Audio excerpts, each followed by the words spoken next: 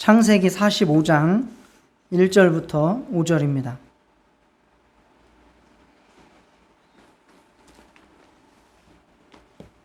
창세기 45장 1절부터 5절.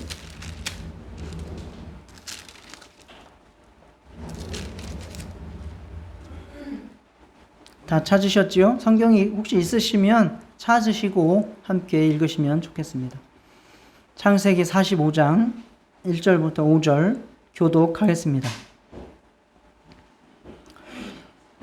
요셉이 시종하는 자들 앞에서 그 정을 억제하지 못하여 소리질러 모든 사람을 자기에게서 물러가라 하고 그 형제들에게 자기를 알리니 그때에 그와 함께한 다른 사람이 없었더라.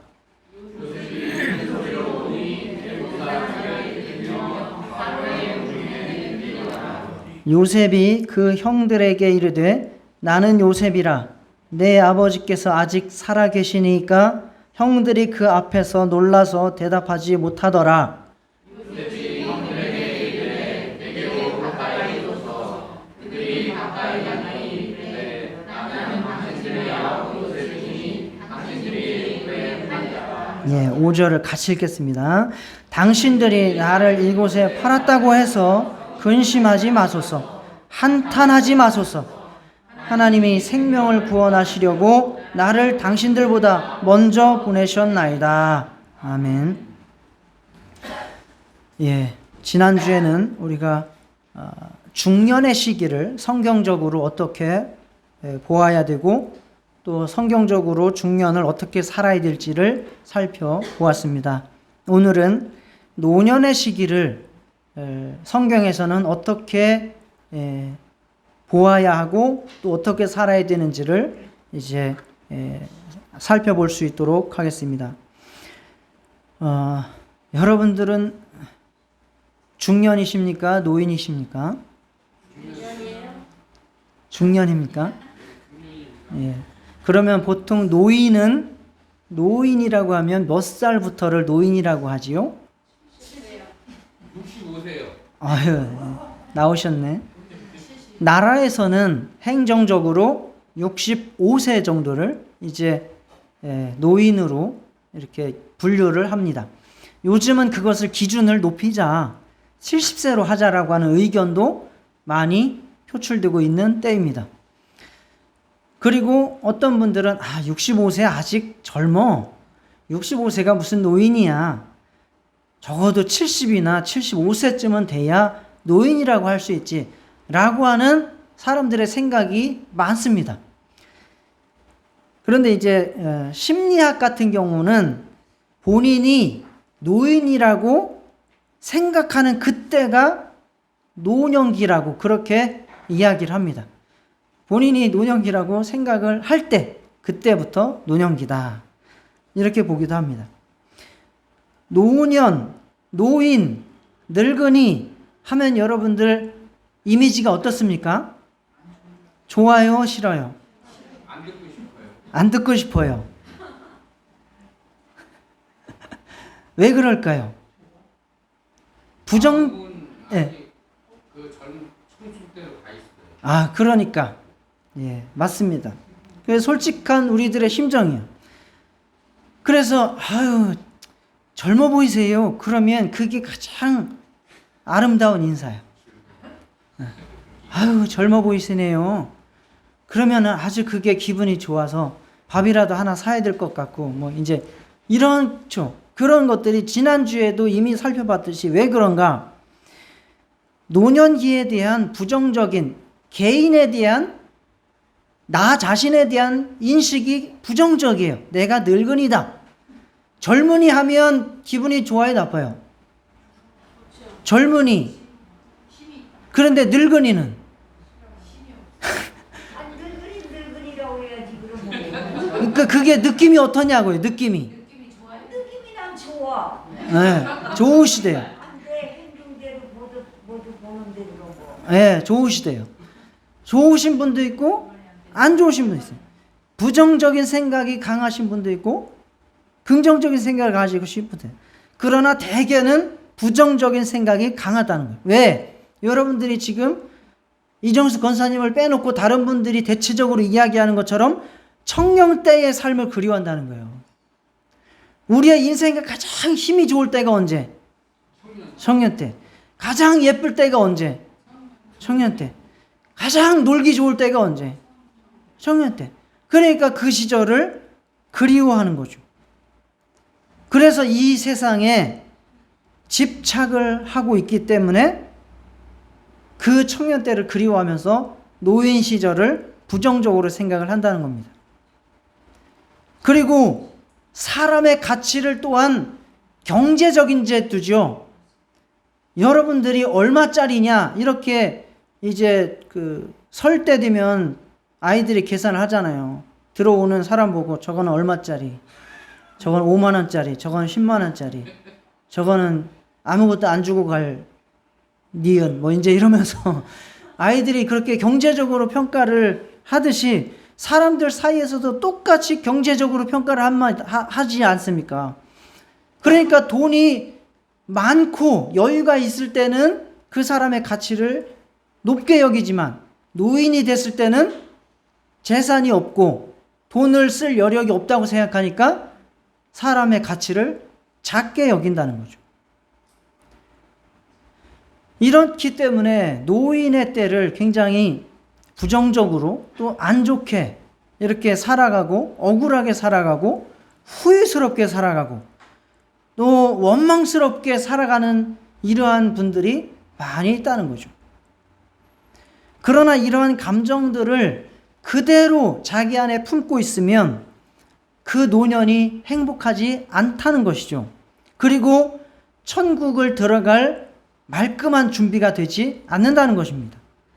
그래서 노년기의 가장 중요한 과제는 바로 이러한 억울한 감정, 원망스러운 감정, 후회스러운 감정, 한 맺힌 이러한 감정들을 잘 해소해야 하는 것이 바로 노년기에 가장 중요하게 이루어야 될 과제입니다. 그래서 첫 번째로 노년은 화해의 시기입니다. 화해라고 하니까 다른 사람하고 화해하는 것만 이렇게 생각할지 모르지만 그것만을 말하는 것이 아니라 그 화해는 바로 나 자신과의 화해를 말하는 것입니다. 자, 노년기를 여행에 비유한다면 언제쯤일까요?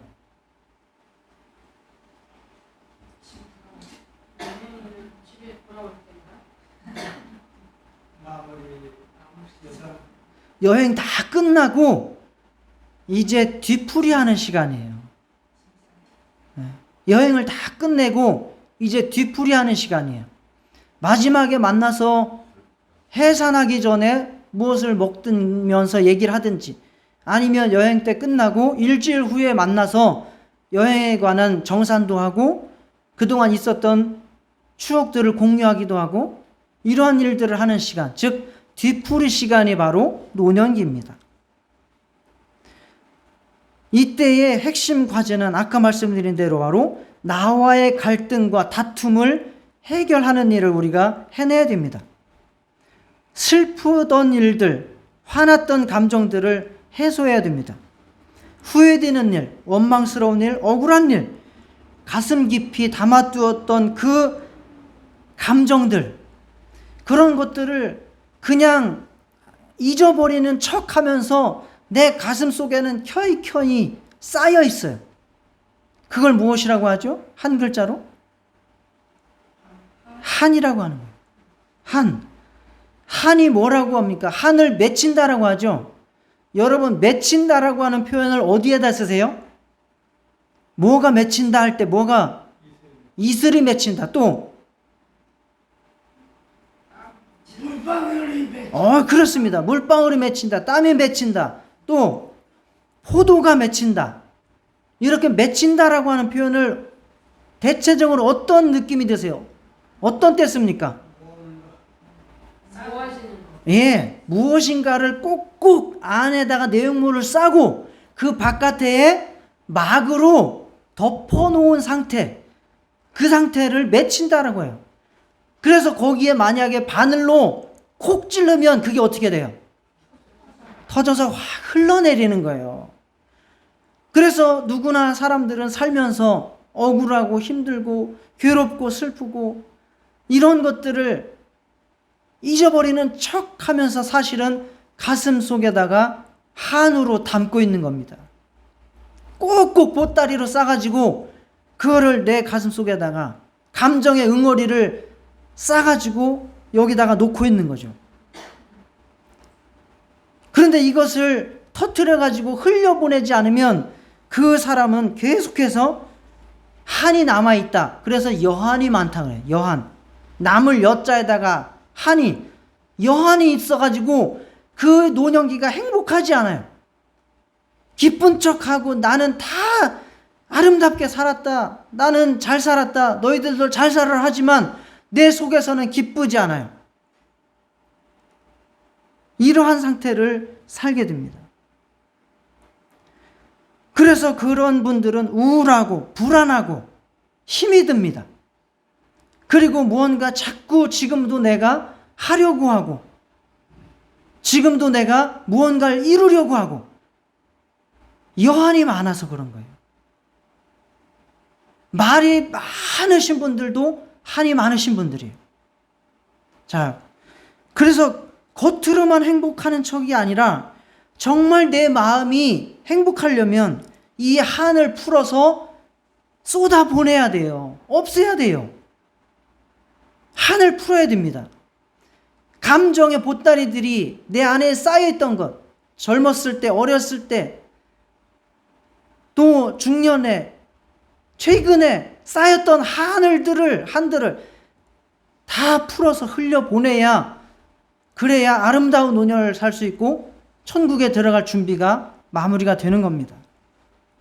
이 작업을 할 때에 주로 하는 일들이 무엇이냐? 회상이에요. 회상.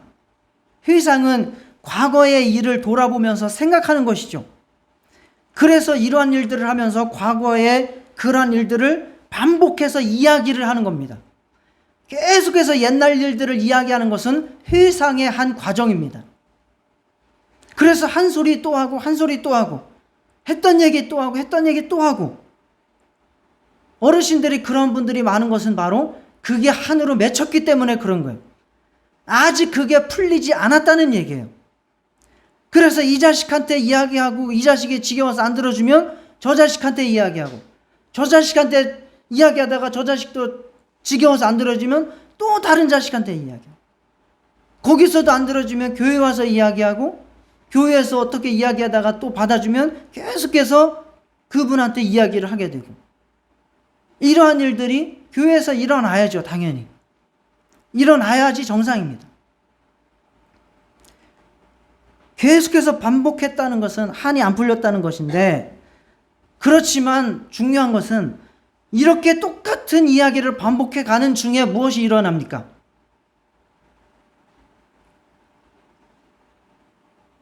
마음의 치유가 일어나고 한이 조금씩 풀려서 강도가 약해집니다. 강도가 약해져요.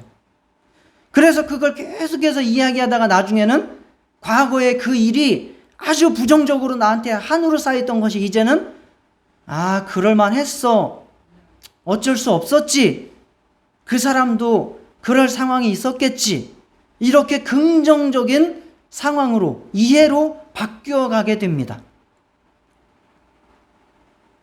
그래서 여러분들도 정말 지금 가슴에 맺힌 것들을 빨리빨리 풀어버리시고 하나님한테 풀어버리시고 또 회상도 또 이야기도 잘 하셔서 풀어나가시기를 축원합니다. 그래서 그러한 이야기들을 듣는 분들은 힘들더라도 인내하고 좀 들어주시면서 풀지 못한 감정의 응어리들을 말할 수 있게 해주시기를 바랍니다. 우리가 과거의 사건을 바꿀 수 있어요? 없어요? 없습니다. 그러나 그 사건에 대한 해석은 달리할 수 있다는 겁니다. 그래서 인생은 해석이라는 거죠. 꿈보다 꿈을 꿨어요. 그 꿈을 꾼 것을 내가 바꿀 수 있어요? 없어요? 없어요. 그러나 해몽은 어떻게 하기에 나름이에요? 나름이에요. 해몽을 내가 좋게 하면 그 꿈을 좋게 받아들이게 되는 것이고, 해몽을 나쁘게 하면 나쁜 꿈으로 받아들이게 될 수 있는 거예요. 마찬가지로 과거에 일어난 일에 대해서 내가 어떻게 해석하느냐에 따라서 내 인생을 잘 살았다 못 살았다, 그것이 한으로 맺혀서 계속해서 남아있을 수도 있고, 아니면 그것을 한에서부터 풀어버려가지고 여한이 없게 만들어버릴 수도 있다는 것입니다. 특별히 나중에 살펴보겠지만, 이러한 부정적 사건에 대해서 하나님을 통해서, 하나님의 주권적인 역사라는 해석을 통해서 우리는 부정적인 감정들을 감사로 바꾸셔야 합니다. 인생을 살면서 겪었던 부정적 사건들에 대한 감정을 다 털어내시고 긍정적인 감정으로, 감사로, 이해로, 용서로, 나와의 화해로 치유해 가시는 저와 여러분 되시기를 축복합니다. 두 번째는 통합의 시기입니다. 이거는 통합이라고 하는 말이 조금 어려운 개념이긴 한데, 에릭슨이라고 하는 심리학자가 한 이야기입니다. 이 이야기도 화해와 별반 다르지는 않습니다. 인생에서 억울하고 수치스럽고 후회되고 또는 죄책감이 강하게 드는 일들에 대해서 그 감정들을 내가 회피하려고 해요. 내가 엄청나게 괴로웠던 일들을 다시 꺼내고 싶어 합니까? 꺼내기 싫어합니까? 꺼내기 싫어하죠. 회피하려 합니다.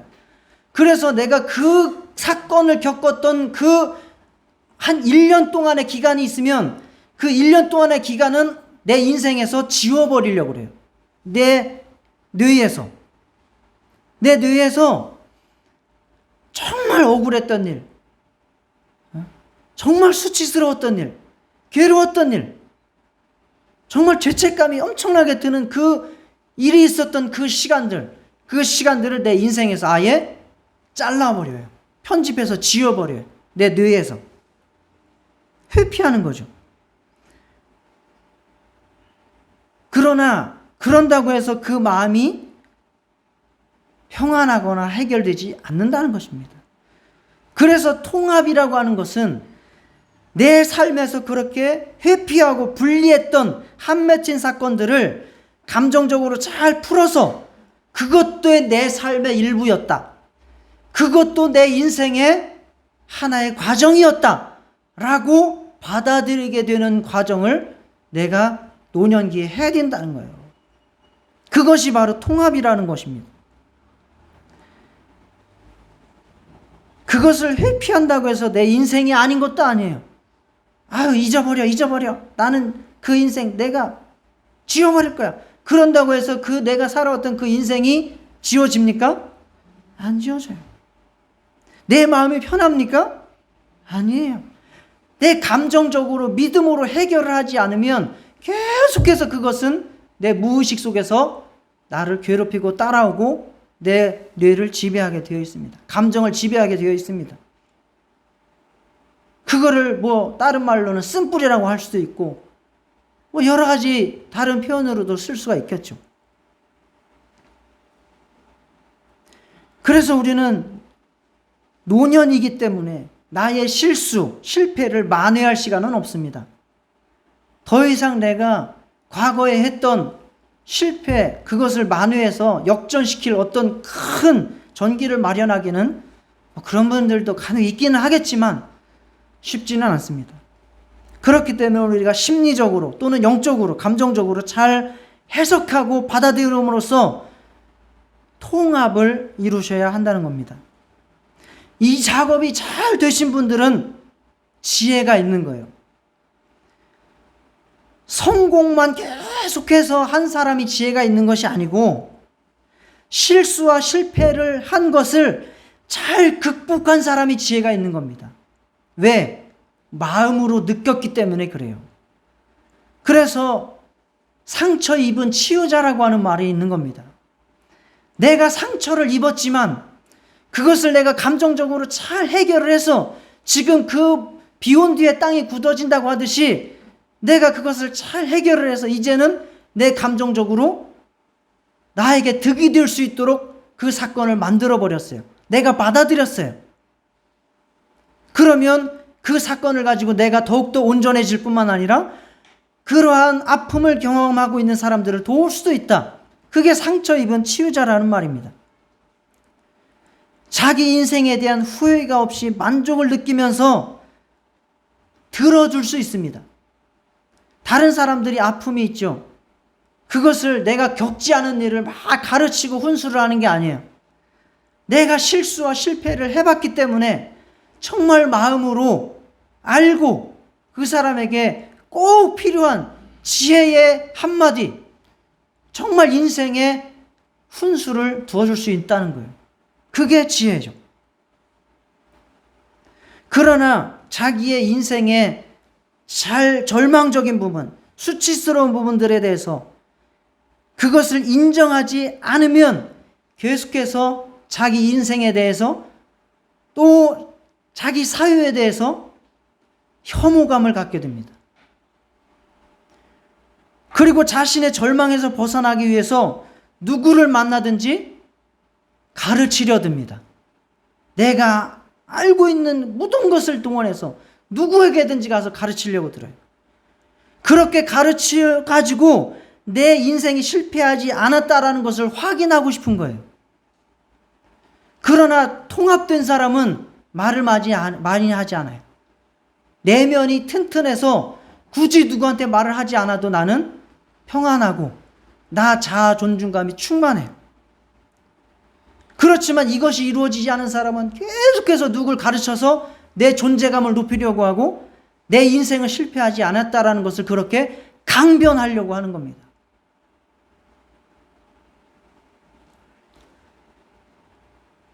오히려 지혜가 있는 사람은 듣는 겁니다. 들어주죠. 잘 살았다라고 하는 것이 바로 실수나 실패가 하나도 없다는 것이 아니죠. 나의 실수나 실패, 억울한 일, 이것들을 빨리 인정하고 또 회개하고 사과할 것은 사과하고 하나님의 주권적인 뜻에 맡김으로써 온전히 나의 삶을 수용하고 아름답게 받아들이는 그러한 저와 여러분 되시기를 축원합니다. 이러한 일들을 성경에서는 어떻게 하라고 말씀하시는가? 하나님과의 만남을 통해서 이 일이 온전하게 이루어질 수 있다고 말씀을 하고 있습니다. 우리는 각 시기별로 중요한 만남들이 있어야 됩니다. 태어날 때는 누구를 잘 만나야 됩니까? 부모를 잘 만나야 됩니다.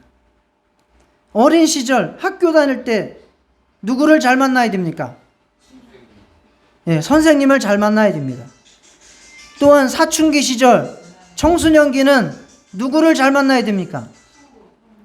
친구를 잘 만나야 됩니다.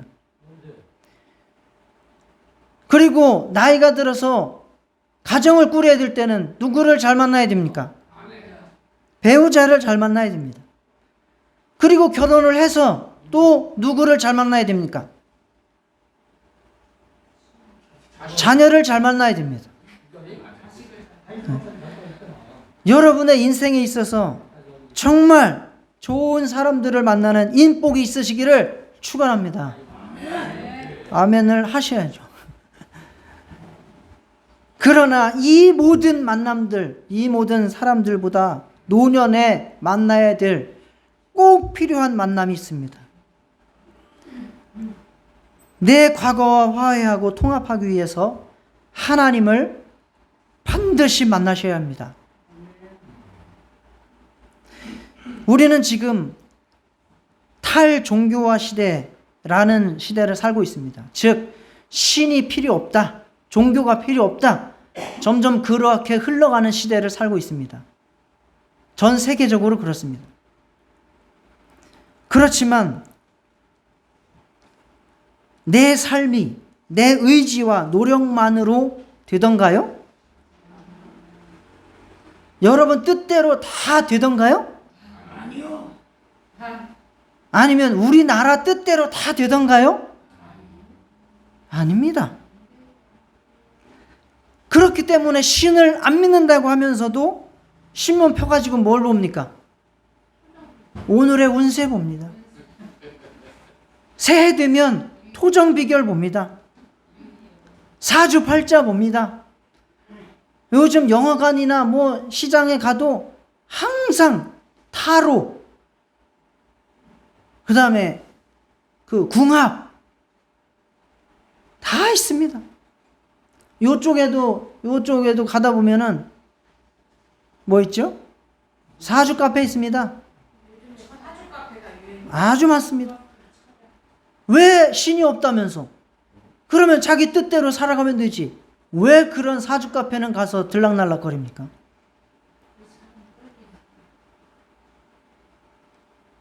운을 따집니다. 아, 운이 안 좋았어. 운이 좋았어.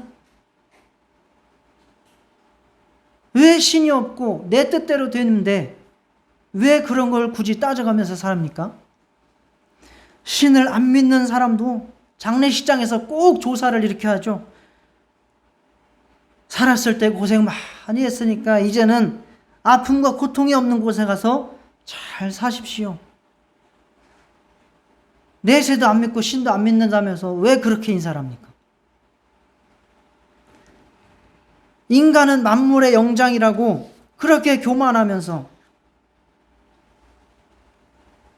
왜 이렇게 나약한 모습들을 보입니까? 자기 내세, 자기 마음대로 할 수 없습니까? 없습니다. 믿음이 있으셔서 그런 거예요. 집사님은 정말 믿음이 있으셔서. 자기 뜻대로 다 할 수 있으면 내세 자기 마음대로 하지 왜? 그렇습니다. 사실 인간이 교만하고 잘난 것 같고 능력이 무한한 것 같지만 힘이 너무너무 연약하고 연약한 존재입니다. 정말 눈에 보이지도 않는 그 병균 하나 때문에 전 세계가 이렇게 고통을 겪고 살지 않았습니까? 그거 아직 치유돼요, 안 돼요? 치유 안 돼요. 고칠 수가 없어요. 그래서 어떻게 했는데요? 모두 다 걸리기로 작정을 한 거예요. 그게 인간의 능력이 그렇습니다. 인간이 능력이 있는데 왜 치료를 하지 못하고 모두 다 걸려서 죽을 놈은 죽고 살 놈은 살자라고 결정을 내렸습니까? 그렇게 뛰어난 인간이? 요즘 전 세계적으로 기후가 난리죠. 어떤 데는 더워서 죽고 어떤 데는 비가 와서 죽고 어떤 때는 전쟁이라서 하루에 몇 천만씩 죽고 이제 우리나라도 장마가 온다고 하는데 한 일주일만 비 쏟아부으면 다들 곡소리 날 겁니다. 또 태풍 한번 제대로 불면 또 곡소리 나죠. 이렇게 인간이 연약한데 그런데 신이 필요 없대. 내 뜻대로 다 된대. 이것이 어떻게 말이 되는 거예요? 이러한 모순이 어디 있느냐 이거요. 그렇기 때문에 우리는 내 뜻대로 다 되지 않는다 라는 것을 빨리 인정하시고 내 뜻대로 되지 않을 때는 누구의 뜻대로 된다는 걸 인정하셔야 됩니까? 하나님 뜻대로 된다는 사실을 인정하시길 바랍니다. 마찬가지예요. 내 인생을 내 뜻대로 다 살아왔습니까? 내가 원하는 대로 다 됐습니까? 그랬으면 저는 돈 많이 벌었을 거예요. 그러나 내 뜻대로 안 된단 말이에요. 그렇다고 해서 내 인생이 실패한 인생입니까? 아니요. 하나님과의 만남을 통해서 화해를 이루면 하나님의 뜻대로 이루어졌다는 것을 고백할 수 있다는 겁니다. 한 맺혔던 나의 인생이 한이 아니라 정말 하나님께서 제대로 인도하셨구나. 내 영혼을 제대로 축복하셨구나. 앞으로 나를 제대로 축복된 길로 인도하시기 위해서 이와 같이 나를 이끄셨구나 라고 감사할 수 있다는 겁니다. 우리가 안 좋은 사건이 있을 때에 분석을 잘 합니다. 크게 두 가지로 분석을 합니다. 안 좋은 사건이 있으면 첫 번째는 누구 잘못? 안 좋은 사건이 있었어요. 일어났어. 첫 번째 누구 잘못? 내 잘못. 내가 잘못했네. 두 번째는 누구 잘못? 네 잘못. 그래서 잘 되면 내 탓, 안 되면 조상 탓. 다 똑같아요. 내 탓이냐 네 탓이냐예요. 그래서 내가 명백하게 내가 잘못했어. 그러면 마음속에 뭐가 남아? 후회가 남죠. 명백하게 저 사람이 잘못했어. 그러면 뭐가 남아? 뭐가 생겨? 자신감이 아니라 원망이 생기죠. 나는 잘못 안 했는데 저 인간이 잘못했기 때문에 내가 이렇게 됐다는 거죠. 우리가 이렇게 됐다. 그러니까 원망이 생기죠.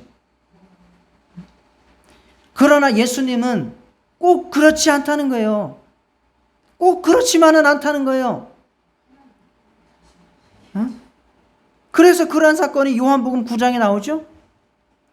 어떤 날 때부터 맹인된 자가 있었어요. 날 때부터 맹인. 그랬더니 사람들이 그 사람을 데리고 와서 예수님한테 묻습니다. 이 사람이 날 때부터 맹인입니다. 이게 이 사람이 죄를 지어서 그런 겁니까? 이 조상이 부모가 죄를 지어서 그런 겁니까? 똑같잖아요. 우리랑 그 사람들도 똑같은 거예요. 그랬더니 예수님이 하시는 말씀은 뭡니까? 이 사람의 죄나 그 부모의 죄로 인한 것이 아니라 그에게서 하나님이 하시는 일을 나타내고자 하심이라. 하나님의 뜻대로 그런 일이 일어났다라고 예수님께서 해석을 하셨습니다. 우리는 내 뜻대로 되지 않은 것, 내 생각대로 분석할 수 없는 것, 하나님의 뜻으로 되었다고 인정하시고 그렇게 마음의 상처를 치유하시고 받아들이시기를 축원합니다. 과거의 아픔과 상처, 하나님께서 가장 좋은 길로 인도하신 겁니다. 앞으로 가장 내 영혼에 축복된 길로 인도하시기 위해서 그 과정을 겪게 하신 겁니다. 그걸 억울해하지 마세요. 원망하지 마세요. 하나님 뜻대로 되었다고 받아들이시고 감사하시기를 축원합니다. 그래야 여한이 없습니다. 이것이 우리가 하나님을 만나서 누리는 가장 큰 축복이고, 아직 하나님을 만나지 못하셨다면 하나님을 만나야 되는 가장 중요한 이유입니다. 노년기에 해야 할 일 바로 이것이고, 이것을 극적으로 보여주는 장면이 또 십자가상에서입니다. 예수님께서 십자가에 달려 돌아가실 때에 양편에 같이 죽은 사람이 있어요. 강도 2명이에요. 마지막 죽기 직전에 한 명은 끊임없이 아직도 예수를 원망하고 자기 인생을 원망해. 저주해. 그리고 죽었어요. 그러나 한 명은 당신은 죄가 없는데 이렇게 죽으시네요. 그러면서 자기 죄에 대해서 고백을 하는 거죠. 그거는 나는 합당하게 죽는다라고 자기 죄를 인정을 하는 겁니다. 그리고 예수님은 죄가 없으신 분이다라고 고백을 하는 거예요. 그리고 자기 인생에 대해서 말끔하게 정리가 된 겁니다. 한이 없어진 거예요. 예수님을 만나서. 그때 예수님께서 뭐라 그랬습니까? 오늘 밤 내 영혼이 나와 함께 있으리라. 죽기 바로 몇 시간 만에 그것이 해결이 돼가지고 구원받았습니다. 이것이 바로 우리가 죽기 전에 해야 될 일입니다. 지금 우리의 인생도 바로 예수님이 십자가에 달릴 때 같이 달려있는 시간이라고 믿으시기를 바랍니다. 지금 여러분에게 있는 과거의 수치스러운 죄와 원망과 억울한 일들, 예수님 앞에 고백하시고 하나님의 뜻으로 받아들이시기를 축원합니다.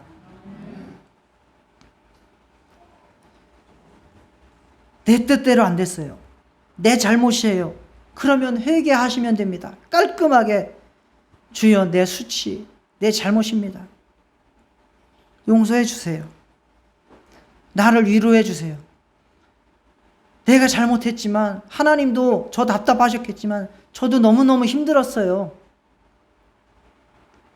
하나님이 저도 위로해 주세요. 상대방이 잘못했어. 그 사람도 나름대로 그러할 형편이 였기 때문에 그런 거예요. 그런 사람도 자기 나름대로 하려고 하다가 그렇게 된 거예요. 주님, 저도 이제 포기했으니까 주님도 그 사람 용서해 주시고 받아주세요. 저도 이해하랍니다. 이제 언제까지 그 사람 미워하면서 죽을지 않으랍니다. 저도 내려놓을 테니까 하나님도 그 사람 용서해 주세요. 하나님, 내가 기도 부족했고 더 깨어있지 못해서 마귀에게, 귀신에게 속았어요.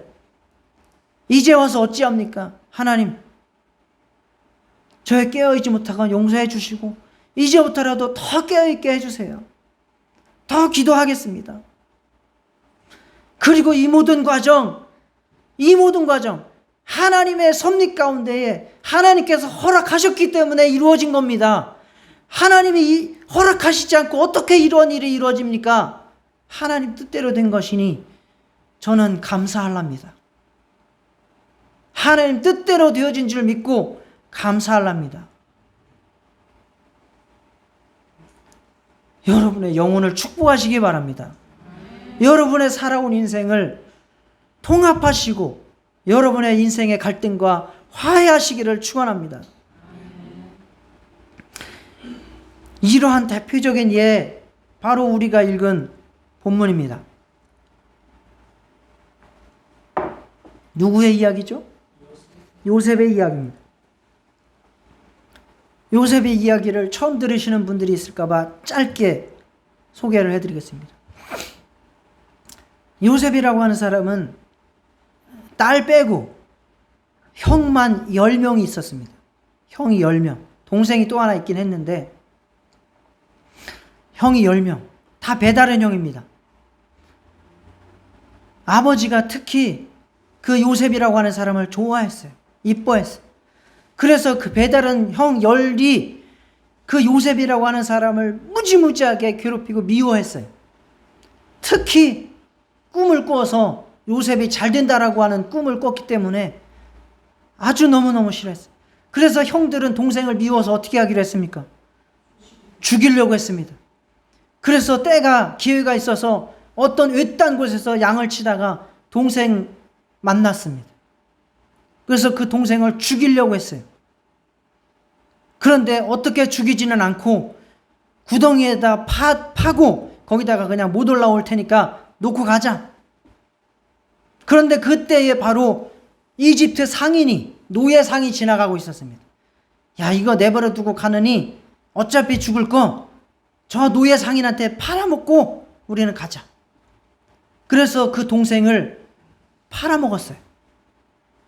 그 동생은 팔려서 요셉이라고 하는 사람은 이집트라고 하는 다른 나라에 팔려서 노예 생활을 하고, 노예 생활을 하다가도 억울하게 또 감옥 생활까지 합니다. 자기는 잘못한 거 없어요.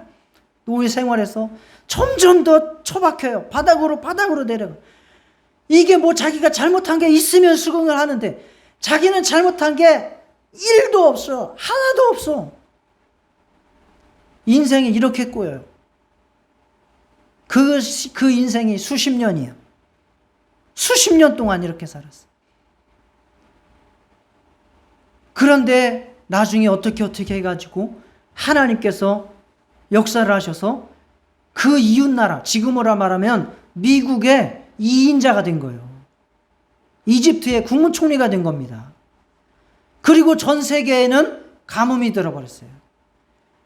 그래서 어쩔 수 없이 그 동생을 팔아먹었던 형들 10명이 그 동생이 총리로 있는 나라에 쌀을 꾸러온 겁니다. 양식을 꾸러온 거예요. 사러 온 겁니다. 요셉은 자기를 팔아먹고 죽이려고 했던 형들이라는 것을 대번에 알아요, 몰라요? 알았어요. 그리고 나서 나중에 형들한테 이야기를 합니다. 내가 바로 당신들이 팔았던 동생 요셉이요 라고 했더니 그 형들이 어떻겠어요? 깜짝 놀라고 어떻게 돼요? 두려운 겁니다. 왜?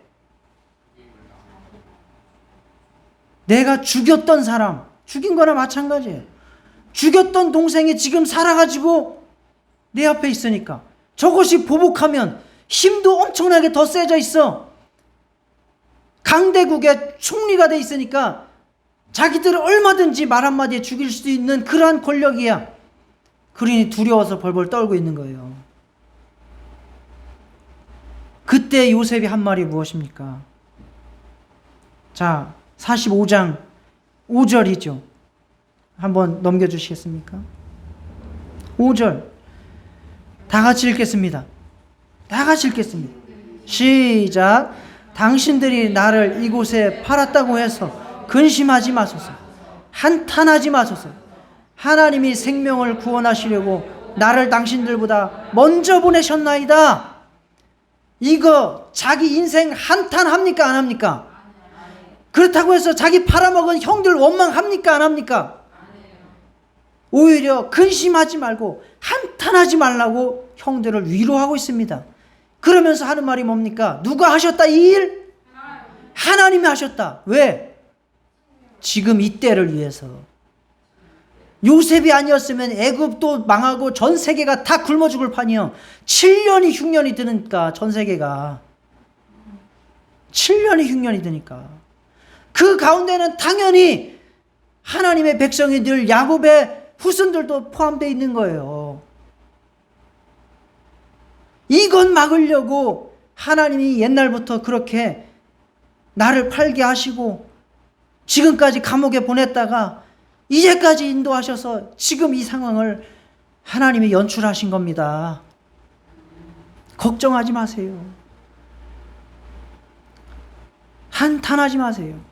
당신이 팔았다고 두려워하지 마세요. 내가 잘못한 거 아니고 당신이 잘못한 거 아닙니다. 하나님이 하신 일입니다.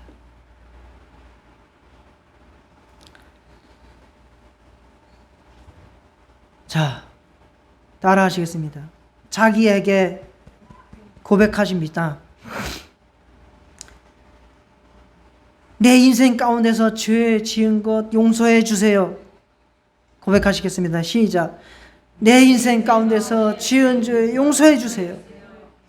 나도 잘하려고 했는데 하나님의 뜻이 있었겠지요. 라고 고백하시겠습니다. 시작.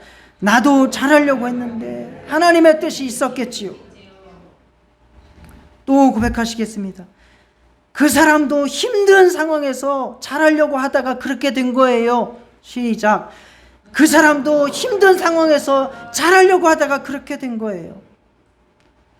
그 사람 저 용서해 줄랍니다. 시작. 그 사람 저 용서해 줄랍니다. 주님도 축복해 주세요. 시작. 주님도 축복해 주세요. 내 뜻대로 안 된 거 하나님께서 더 좋은 길로 인도하신 겁니다. 시작. 내 뜻대로 안 된 거 하나님께서 더 좋은 길로 인도하신 겁니다. 내 뜻대로 안 된 거 하나님의 더 큰 뜻이 계신 줄 믿습니다. 시작. 내 뜻대로 안 된 거 하나님의 더 큰 뜻이 계신 줄 믿습니다. 이런 작업 굳이 늙어서 할 필요 있어요 없어요? 죽을 때까지 기다리실 거예요 이거 하려고? 쌓아둘 필요 없습니다. 오늘 바로 하나님 만나시고 자기의 인생과 화해하시고 자기의 인생을 직시하시고 회개하시고 고쳐가시고 하나님의 뜻을 찾으시기를 축원합니다.